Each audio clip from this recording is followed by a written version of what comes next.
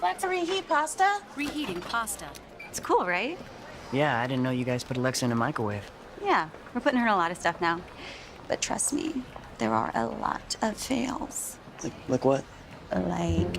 Alexa, play my podcast. When you heard that, did that surprise you? Or it seems exciting. That's funny. That's Amazon's Super Bowl commercial for their Alexa product. It's just one of the highly anticipated commercials that are already trending right now, even though the big game isn't until Sunday.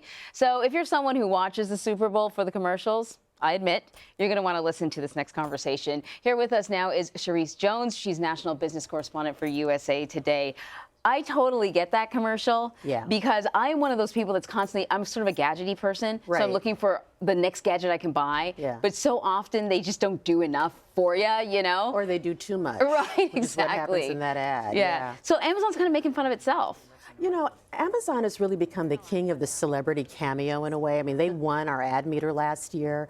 And this is so crazy because Amazon's products are so much a part of our lives, but these are all the ones that went wrong. So, you know, it's the toothbrush that stops communicating when it's in your mouth. Right. It's the dog collar that makes Fido bark and order everything under the sun. And then I funny. love Alexa in space, and then she knocks out the power grid on Earth. Oh my gosh. So it's so funny. And also, the celebrities really make fun of themselves because Harrison Ford is like super grumpy, you know. Is he really making fun of himself or is he just doing Harrison Ford? Well, actually it's both, right? Right. And then the women from Broad City are in the hot tub and then Alexa throws them out. Right. So it's just a lot of fun. I think that's going to be a top ad this time. So Budweiser is also always known for their ads. Usually they're not funny. In fact, I'm gonna. Do we have any more of these?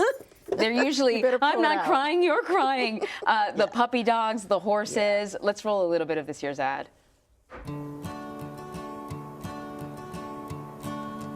How many roads must a man walk down before you call him a man? Okay, so we're just getting a little taste there. I think I remember Puppy Love was what their last year's ad was called, right? That was 2 or 3 years ago. That's but one of their more famous ads. people loved it. Yeah. You know, you can't get better than adorable dogs, but no beer. Well, I mean, they're making a statement about their beer, right? I mean, they've got their Clydesdales back. They weren't there last year, and we really missed them. Yeah. But they're really using nostalgia and the past to talk about what they're doing now, and that's brewing beer with wind power, which I think a lot of people didn't know. No. And so folks that are into that, into sustainability, I think are really going to be interested in that. And they use these really lovely images to kind of pull you in. Yeah. So I think that this ad is going to probably do very well. And it's going to bring a tear to your eye, too. It's lovely. I'll prepare. I'll be prepared. Just listening to that song, how important is music and the choice of the right song for these ads? You know, it's the soundtrack, Yeah. right? And I think with Blowin' in the Wind by Bob Dylan, that's one of those songs that every generation knows. Yeah. You know, you can all sing along with it. And so I think that music can be a very powerful part of the message. And I think that advertisers put a lot of thought into who they kind of line up to be in their ads. Toyota. So Toyota's Super Bowl ad actually premiered on CBS this morning. So in case you all missed it, because you're watching, I don't know what you're watching. Well, if you're not watching CBS this morning, you should be watching us on CBSN. We want to play it for you.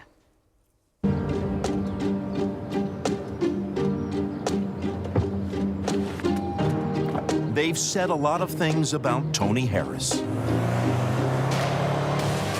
They said she was too small. They said she was too slow. I'm kind of getting chills already. Oh, yeah. So Toni Harris, this is not a character. This is a real person. That's absolutely. So She tell us about her. plays football for a college in California and wants to be the first female in the NFL. That's amazing. And this story was just so empowering. I mean, people said you're too female, you're too short, you're too small, you're too weak. And she's defied all of the odds. And after you watch that ad, you really want to stand up and cheer.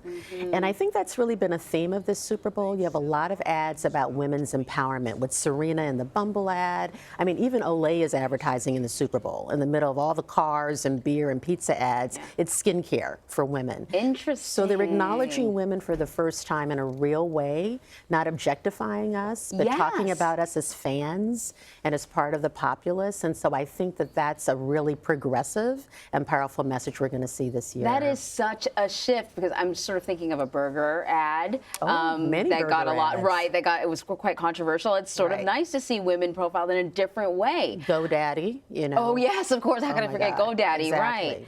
Right. Stella Artois. Now they've got a Super Bowl commercials gaining a lot of attention. It features some pretty famous characters. Okay, I haven't seen this one. Hello. Good to see you again. Likewise. Please, Cosmopolitan. Nope. Tonight I'll have a Stella Artois.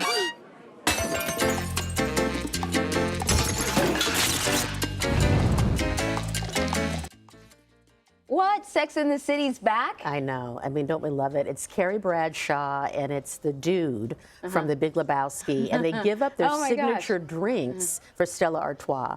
So the whole message is that if you buy a Stella Artois until the end of March, they're going to donate clean drinking water for a month to a person in need. But it's such a clever use of these iconic characters who are known for their drinks to make a statement about what the brand is trying to do for a greater good. So I think it's really funny, and I think it's going to do probably very well. It sort of speaks to what you just said about women, too, and sort of acknowledging that women are fans of the NFL. They're watching the Super Bowl because, like, you know, women love Sex and the City, and The Big Lebowski is a big sort of dude movie, right? So you've got, you know, the yin and the yang. Yeah. So before you go, though, I want to ask you about something else. Skittles. They're taking a really novel approach this year, and we covered it a little bit. Their ad is not on TV. It's on Broadway, one night only, and the tickets are Broadway level prices, I might add. So not quite Hamilton, but almost. Right. Nothing is Hamilton level. But so obviously only a limited amount of people are going to actually see this ad in real life. Right. But everybody's talking about it, and that's the whole point, to build buzz and to stand out, because at this point, like, every gimmick under the sun has been tried in the Super Bowl. So you've got to think out of the box. So having a one-day musical on Broadway that makes fun of advertising has got a lot of buzz going. Are you going to be able to see it, or who gets tickets to this thing? Well, if you buy tickets, you're giving to a good cause. It's going towards fighting AIDS, and so there will be some people you can get home in time to watch the Super Bowl, because it happens earlier in the afternoon. So you can do both if you want to pay the money. All right. Well, that's always the catch, right? I'll be just watching the commercials on TV for free. By the way, a Super Bowl ad now, 30 seconds, is over $5 million, right? Over $5 million for the last couple of years. So folks think it's worth paying for. Yeah, they do. Charisse Jones, thank you. Thank you. So you can watch Super Bowl 53 and all of the pregame festivities only on CBS. Coverage starts Sunday at 6 p.m. Eastern.